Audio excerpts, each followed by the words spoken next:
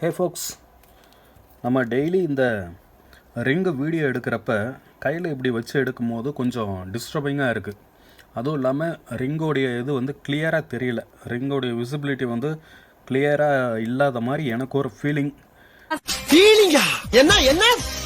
நீங்கள் பார்க்குறீங்க, உங்களுக்கு எப்படின்னு தெரியல. கிளாரிட்டியாக காமிக்கணும், இன்னும் கொஞ்சம் இம்ப்ரூவ் பண்ணி காமிக்கணும் அப்படின்னு யோசிச்சுட்டு இருக்கும்போது தான் இந்த மோட்டர் பல வருஷங்களுக்கு முன்னாடி வாங்கி வச்ச இந்த மோட்டர் ஞாபகம் வந்துச்சு.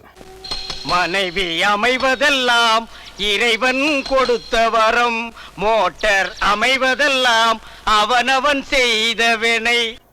இந்த மோட்டர் என்னன்னா அப்படியே ஸ்லோவாக இது சுற்றும், இந்த பக்கம் சுற்றும்.